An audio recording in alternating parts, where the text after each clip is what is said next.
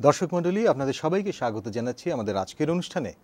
আজকে আমাদের এই সাক্ষাৎকারের একজন অতিথি রয়েছেন, যিনি অত্যন্ত শ্রদ্ধেয় একজন ব্রডকাস্টার, যাকে আমি বহু বছর ধরে দেখছি ব্রডকাস্টিংয়ে। 4 দশকেরও বেশি সময় ধরে তিনি বেতারে কাজ করার অভিজ্ঞতা অর্জন করেছেন।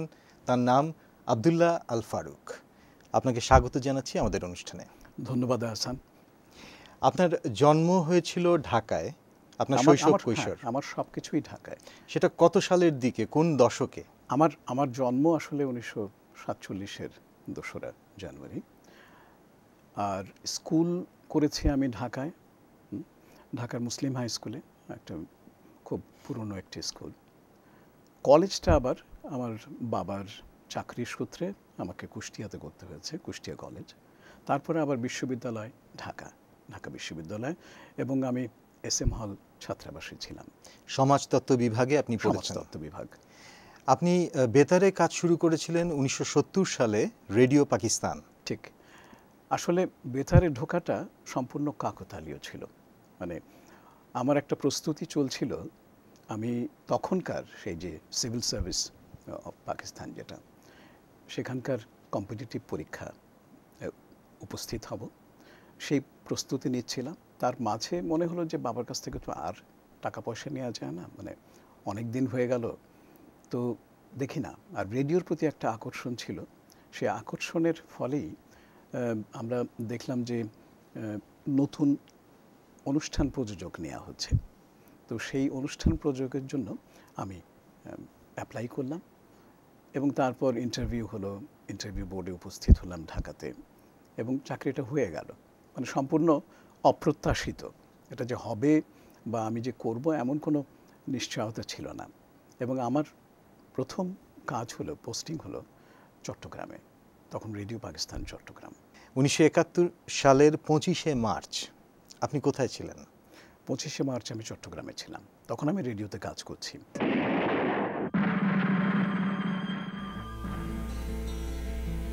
বাংলাদেশ বাংলাদেশ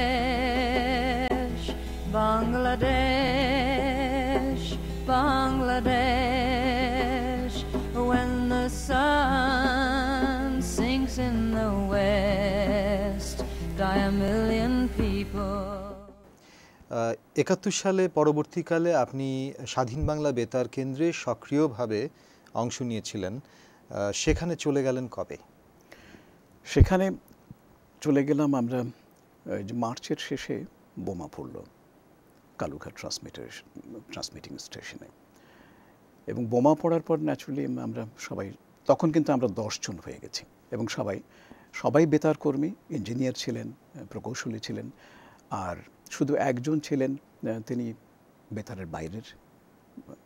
এবং এই 10 জনের মধ্যে আমরা 10 জন কাজ করছি, প্রতিদিন নিউজ লেখা হচ্ছে, আমি ইংরেজি নিউজ পড়ছি, একজন বাংলা নিউজ পড়ছে, বিভিন্ন বেতার থেকে সংগ্রহ করছি খবরাখবর। এবং শেষ পর্যন্ত যখন বোমা মেরে উড়িয়ে দেওয়া হলো বলবো না, ট্রান্সমিটারটি মানে অ্যান্টেনাটি নষ্ট করে দেওয়া হলো, তখন তো আর আমরা ব্রডকাস্ট করতে পারছি না। তো আমরা তখন 1 কিলোওয়াটের একটা মোবাইল ট্রান্সমিটার ছিল, সেটাকে ডিসম্যান্টল করে ট্রাকে চাপিয়ে আমরা নিয়ে গিয়েছিলাম একেবারে সীমান্তের কাছাকাছি। সীমান্ত ওই রামগড় বলে জায়গা, তার ওপারেই আগরতলা। তো ওখানে যাওয়ার পর মানে আমাদের কয়েকটা পর্যায়ে গেছে। প্রথমত কালুঘাট ট্রান্সমিশন, তারপর ধরুন ওই 1 কিলোওয়াট ট্রান্সমিটারে বর্ডার এলাকায় আমাদের কিছু সহকর্মী সেখানে ছিলেন। আরেকটি দলকে পাঠানো হলো BSF ক্যাম্পে, তারা একটি ট্রান্সমিটার দিয়েছিল, এবং সেখান থেকে আমরা প্রচার করেছি। তারপর আগরতলাতে আমাদের একটি বাড়ি দেয়া হলো, এবং সেখানে আমরা রেকর্ড করে দিতাম, এবং সেই রেকর্ডের ক্যাসেটটি নিয়ে যেত একজন BSF-এর ক্যাপ্টেন, এবং তারপর প্রচারের ব্যবস্থা করা হতো আর কি তাদের তরফ থেকে। তো এভাবে চলতে চলতে তারপরে তো মে মাসে কলকাতায় বড়ভাবে একটা বিশাল আকারে শুরু হলো প্রচার, স্বাধীন বাংলা বেতার কেন্দ্রের যে তৃতীয় এবং সবচেয়ে বলবো ব্যাপকতর পর্যায়ে। 16ই ডিসেম্বর কোথায় ছিলেন? 16ই ডিসেম্বর আমি কলকাতাতেই, আমরা যে বাড়িতে বসে রেকর্ড করতাম সেই বাড়িতেই ছিলাম।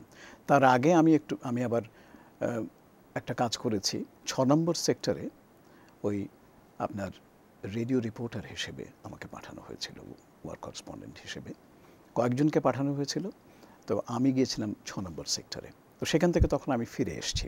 সেটা কোন জায়গাটা? সেটা হচ্ছে দিনাজপুর, রংপুর, এই জায়গাটা। ঠাকুরগাঁ যখন মুক্ত হলো আমি সেখানে ছিলাম। আমাদের বাংলাদেশি মুক্তিযোদ্ধা এবং ক্যাপ্টেন যারা ছিলেন, দায়িত্বে যারা ছিলেন, তাদের সঙ্গে জিপে আমি ঠাকুরগাঁয়ে গেছি। তারপর আবার কলকাতায় ফিরে এসেছি। 16ই ডিসেম্বর আমি কলকাতাতেই ছিলাম। আপনি যখন শুনলেন স্বাধীনতার বিজয়ের খবরটি, আপনার অনুভূতি কেমন ছিল? তখন জানি না, অঝোরধারে চোখ থেকে পানি পড়ছিল। সেটা আনন্দের এবং একটা কি বলবো, যে মুক্তিযুদ্ধ শেষ হলো, এর আগে আমাদের মধ্যে এক ধরনের অনিশ্চয়তা ছিল যে আমরা কবে দেশে ফিরতে পারবো, কত তাড়াতাড়ি ফিরতে পারবো। 16ই ডিসেম্বরের পর আমরা বুঝলাম যে আমরা এবার ফিরছি। 21শে ডিসেম্বর রাতে আমাদের একটি দলকে বলা হলো, কাল আমরা ঢাকা যাচ্ছি সকালে, এবং ইন্ডিয়ান আর্মির একটি প্লেনে আমাদের নিয়ে গেল ঢাকায় সকালবেলা। প্রায় এমআর আক্তার মুকুল ছিলেন, তিনি তখন আমাদের দায়িত্বে ছিলেন, বেলাল মোহাম্মদ ছিলেন, আমি ছিলাম, মুস্তফা মনোয়ার, তারপর আশফাকুর রহমান খান, এরা সবাই আমরা ছিলাম। আমরা ঢাকায় পৌঁছলাম। সেটা কবে? সেটা হচ্ছে 22শে ডিসেম্বর সকালবেলা। বিকেলবেলা ক্যাবিনেট সেখানে স্থানান্তরিত হলো। অনেক কিছু নিয়ে কথা বলার ইচ্ছে ছিল, কিন্তু সেগুলো হয়তো পরবর্তী সাক্ষাৎকারে আবার আমরা আলোচনা করব। আশা করছি যে আবার আপনার সাথে আমার দেখা হবে, আবার কথা বলার সুযোগ হবে। আপনার কণ্ঠে একটা কবিতা আবৃত্তি শুনতে চাই। প্রথম দিনের সূর্য প্রশ্ন করেছিল সত্তার নতুন আবির্ভাবে, কে তুমি? মেলেনি উত্তর। বৎসর বৎসর চলে গেল, দিবসের শেষ সূর্য শেষ প্রশ্ন উচ্চারিল পশ্চিম সাগর তীরে, নিস্তব্ধ সন্ধ্যায়, কে তুমি? পেল না উত্তর। অনেক ধন্যবাদ। ধন্যবাদ তোমাকেও আহসান, এবং যারা দেখছেন অনুষ্ঠান, শ্রোতাদের, দর্শকদের আমার শুভেচ্ছা। ফারুক ভাই, আপনার সাথে আশা করছি আবার অদূর ভবিষ্যতে আমরা কথা বলার সুযোগ পাবো। আরও অনেক নতুন নতুন তথ্য, অনেক নতুন নতুন গল্প আপনার কাছে শুনব। আমি যদি আবার, আমার আশা হয় এই মার্কিন যুক্তরাষ্ট্রে, অবশ্যই আমি অত্যন্ত আনন্দের সঙ্গে তোমার প্রশ্নের জবাব দেব। ধন্যবাদ। ধন্যবাদ।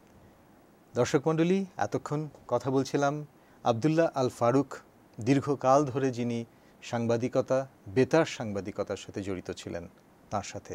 আশা করি আপনারা সাক্ষাৎকারটি উপভোগ করেছেন। সবাই ভালো থাকুন, নিরাপদে থাকুন। আহসানুল হক, ভয়েস অব আমেরিকা।